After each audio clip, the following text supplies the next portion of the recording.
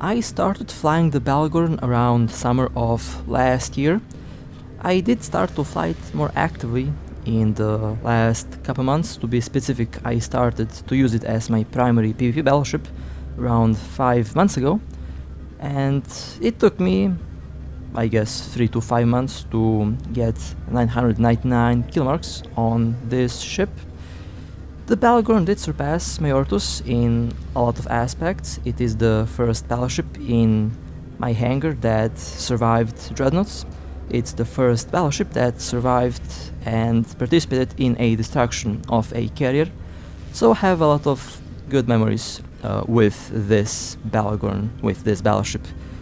And I'm very happy and very glad that I did choose this ship to be my first primary PvP battleship. It did serve me very well.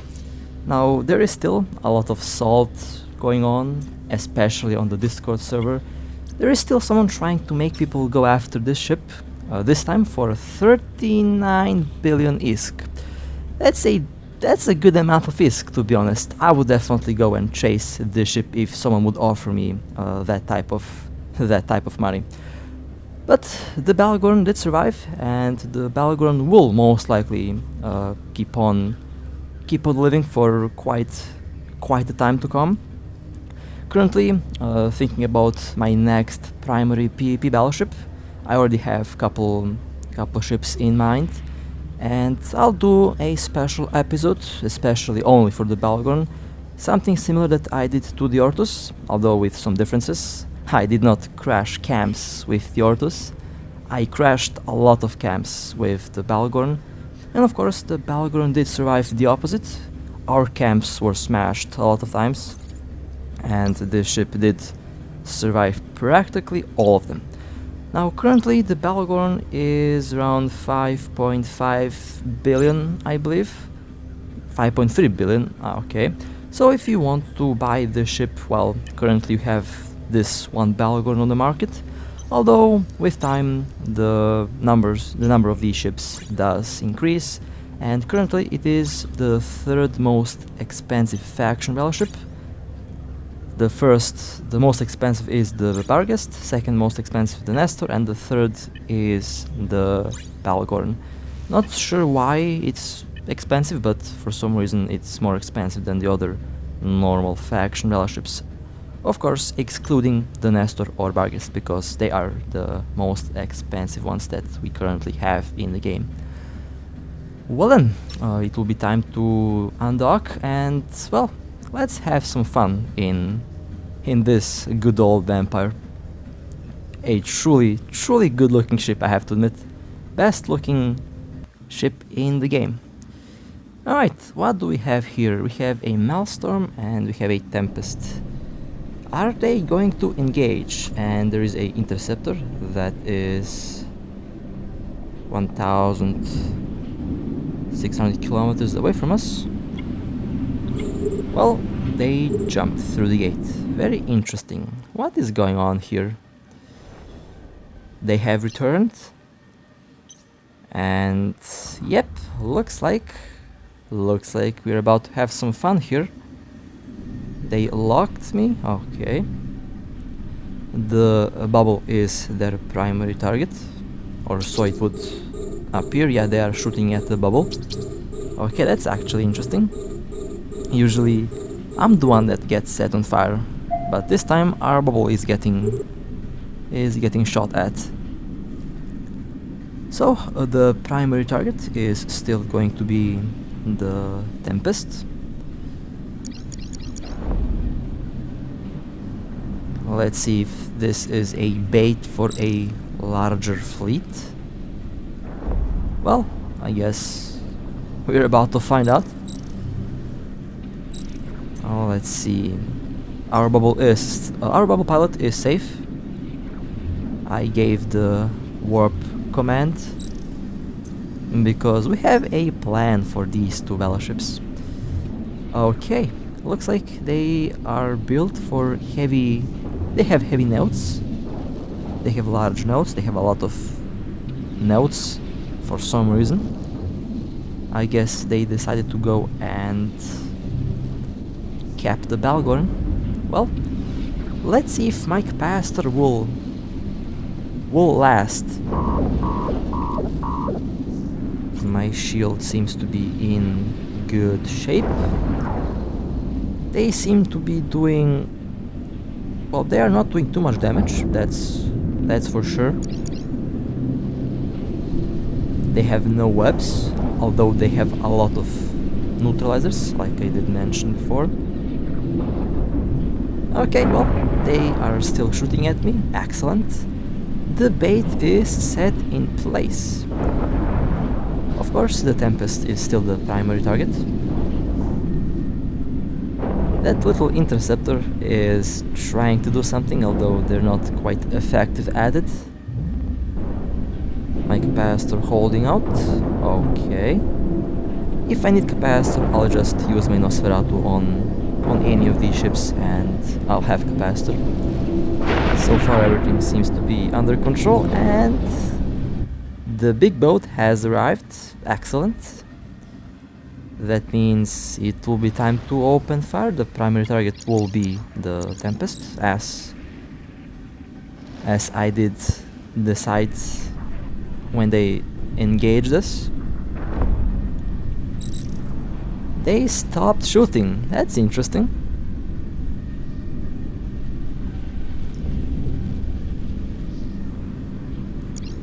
I don't have to use my armor repairers anymore because I stopped taking damage. Tempest is the primary target. They have 1 minute timer. Tempest slowly losing shields. Tempest is now into armor.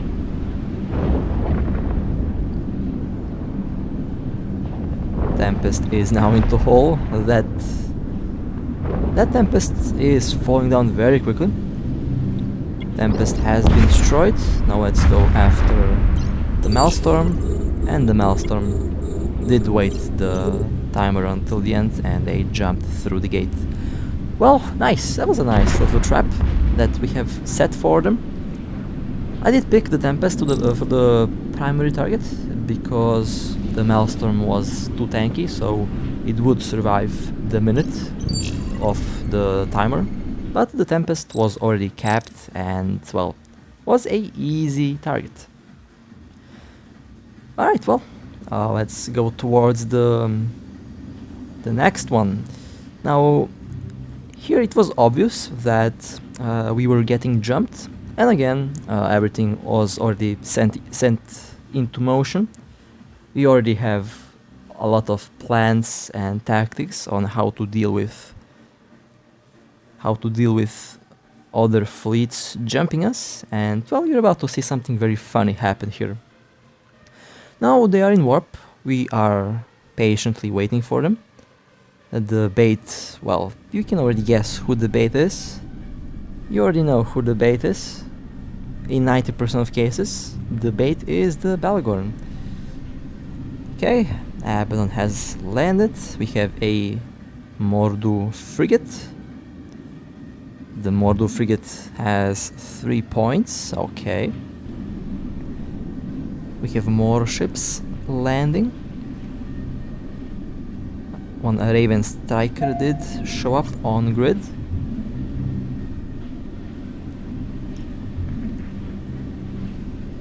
I believe they also have some command battle cruisers. Okay, let's see if that's all of them. I think more are still on the way. Alright. I'm taking some damage, but that's fine. I am the bait after all, so let's wait a little bit more. Okay, more ships are landing. Sniper did land in the sniping position. Excellent. They're trying to ram me, but kinda missed. That Abaddon is, by the way, very fast. Probably using a micro updrive. My armor is so far going down slowly. I have only dual armor repairers. That should do the job. And well, In the meantime, while they are busy shooting at me, they lost the Mordu frigate, it got sniped, and now the Ferox command is also getting sniped, and while I jumped through the gate, the Ferox command has been destroyed. So they lost 2 expensive ships, while they didn't shoot down any of us. That was actually very funny. That Mordu frigate did not see the sniper coming, and the Ferox command also did not see the sniper coming. And well, this is why you don't go and try to kill the Bhaalgorn, because that's usually not a good idea. Alright, well, let's go towards the next one. What do we have here? We have 1 Apocalypse Striker, 1 Interdictor, and 1 Rock. Alright, interesting. Interesting fleet composition. Now, we have a surprise for them. We have a big surprise for them. The Malar Interdictor decided to tackle, although they did not open the bubble. And well, the big boat did show itself, and they immediately turn around. Now I made a big mistake here. I should have started to shoot a little bit earlier, but I forgot. So this is going to be a silly result, but it's again very funny how quick they vanished after the capital appeared. And here I also forgot to point the battleship and couldn't point the Guardian. Oh well. Was actually very funny. Now that interceptor did go down later. Unfortunately, I did not record that, but the interceptor did return, and the interceptor got sniped. But that was a funny plot twist there. They did not see the dreadnought. They did not see the dreadnought, quite literally. Well then, let's go towards the next camp. We have a small camp at the other end of this gate, and I'm going towards that camp. However, this place here is getting really busy lately, so I have to be extra careful. Alright, I have jumped through the gate. I kinda forgot what ships I have to deal with, but oh, 1 succubus, 1 tornado, and 1 bubble. Okay, well, let's go towards the gate, and the primary target will be the faction frigate. The secondary target will be the bubble, and the bubble did burn away very quickly. The faction frigate warped away, they were outside of the bubble, and the tornado also warped away. Well, that camp was cleared very quickly, but not by shooting them. They did warp away. Well, was still a nice attempt. Alright, let's go towards the next target. We have a Astro here. Now, this Astro did crash at the gate, and when that happens, the ship warps away, but it warps back to the place from which it crashed, and well, they warped back and they got sniped. Now this Astro is a very interesting one. This Astro has been built to hunt other ships that run the data sites, and in a second you are going to see the build and the modules that it dropped. It would look like this Astro did have a target. 2.3 billion is the kill value of this Astro, And as you can see, they have a lot of stuff inside of them, but they are not built for opening boxes, they are built for PvP. Next target we have a Gila. Now this time I don't have any micro-updraft or afterburner. I have 3 armor repairs, so I have to rely on the long range of my lasers. Now long range and Bhaalgorn don't work well together because the Bhaalgorn doesn't have that good of a range with pulse lasers. It does hit up to 34, 35, but above that it's not going to be too effective. But still, it does a very nice job at close range. Now, am I going to hit that Dramiel before it explodes? That's the question. Well, let's find out, and I was just 1 second too late. Oh well, that was by the way a very expensive Dramiel. Next target we have Talvar 2 Assault. This time I also don't have any afterburner or micro updrive, so I have to slowly go approach the Talvar. Now, my Nosferatu and Neutralizer have around 45 kilometer range, so I would expect that the Talvar already lost capacitor, so they are not able to use any micro drives or afterburners, unless of course they have capacitor batteries. In that case they could technically use that to gain speed, but it is a little bit too late for that, and just a little bit of hull left, they have been destroyed. Very nice. That was one expensive Talvar 2. Now, my Talvar 2, because I fly that ship, is built not to be that expensive. It's actually, my Talvar 2 is actually very cheap. Not quite sure what's the exact estimate, but it's definitely not above 1 billion. Next target we have a Stabber fleet. Now, I have a very funny goal with the Stabber fleet. I want to shoot down a Bhaalgorn with the Stabber fleet. I did shoot down a Macariel with the Stabber fleet, but my next objective is to shoot down a Bhaalgorn.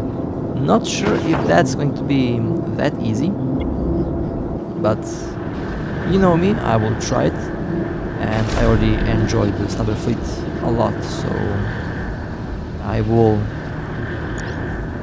try to shoot on a Bhaalgorn with the Stabber fleet. Let me check out what's inside of the wreck. Should be good. And after that we can go towards the next target. Okay, we have a Vexor Navy. Let's quickly engage that ship. I plan to use all tier 6 cruisers in PvP at one point. I want to do something very funny with them, so I actually have a lot of ideas for these ships. They have been pointed, they have been webbed. One more hit and they should be destroyed. Okay, very nice. The Bhaalgorn is excellent for a ambush attack. It's also excellent for being a bait. Our next target is a Caracal Sniper. And this Caracal Sniper appears to be blue. Appears to be red. So that means extra salty. Nice. You might be wondering, why did I mix up red with blue? Well, let's not make any blue on blue jokes this time, okay? It's not looking good for me lately. Let's just keep it at that. Alright, we have another battle cruiser on the menu. And no, I did not shoot any blue ship in the recent time. although I almost did, because for some reason the game switched my targets, and instead of locking on the target, I locked on a friendly, but I did not shoot the friendly, thankfully, or else the blue on blue joke is going to be used on me. Well, I guess it's already too late for that. That's been used for a very long time at this moment, so yeah, I can only accept it, I guess. Well, next target we have a prophecy. Well, we had a prophecy. Prophecy got eliminated very quickly. Well then, let's see if any other ship is going to warp in. The gate is not too far away. Okay, I can stop my ship at this position. Now let me just go and take a look. Oh, what do we have here? Our Caracal Navy has landed. Alright, well, let's go and shoot down the Caracal Navy, I guess. I remember seeing a 500 million Caracal Navy kill made a couple days ago, and well, that was one expensive Caracal. Let me tell you that was one expensive Caracal. Let me take a look at the other wreck. Well, not bad. I'll take the loot. Okay. Well, we got 2 ships. Interesting. For some reason it did not want to loot for the first time. Oh well. Let's go back to the gate. Next target, we have a Cyclone. Let's quickly approach them. They are within the range of my Nosferatu and Neutralizer. Their capacitor is getting depleted.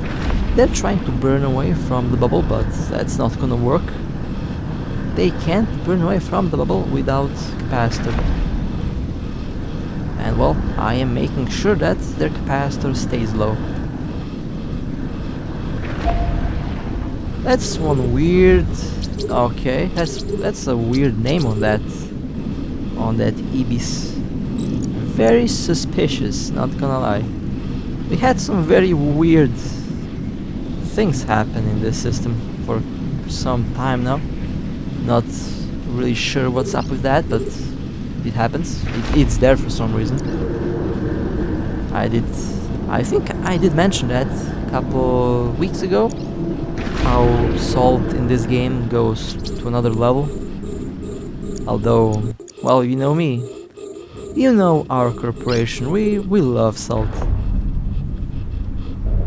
There is a reason why I call our home region a salt mine, because it actually is a salt mine. We have a prophecy. This prophecy does appear to have a skin, or it does appear to have a nanocore. Not quite sure what's that, but I would say it looks like a nanocore. However, I might be wrong. Okay, prophecy has been destroyed. Very nice. The loot has already been looted. Yeah, the loot has already been looted. Well, that was a skin. It wasn't a nanocore. Not quite sure which skin, but it was definitely a skin. Well, that was nice. Let's go towards the next one. We have a prophecy command. Let's shoot down the prophecy command. Let's unlock that pod. Not quite sure what the pod was doing there, but okay. You can see all of these fights were made after I hit the 999 kill mark count, so I am allowed to shoot pods because they don't affect the kill mark count anymore. Cannot have above 999. Now that prophecy command did for some reason decide to log out, and well, their ship is still here, although their ship has been destroyed. Well then, that was nice. Alright, that was a lovely, lovely run with the Bhaalgorn. Honestly, one of the most fun ships that I did fly in this game so far, and really looking forward to see if this ship does get one extra low slot. If it does get one extra low slot, it would be interesting, because I have a couple builds that should work really well with one extra low slot on the Bhaalgorn, but we will see what will happen. And well, with that being said, hope that you enjoyed. The Bhaalgorn is serving quite well. I plan to fly the ship even after achieving the goal, mostly because I know a lot of players still want to have a chance to shoot it down, and well, they will have a chance to shoot the Bhaalgorn, although they will have to work really hard if they want to get a kill on this ship. This ship is quite expensive, so if it dies, well, you definitely will see it everywhere. So with that being said, again, hope that you enjoyed, stay safe, fly safe, and I'll see you next time.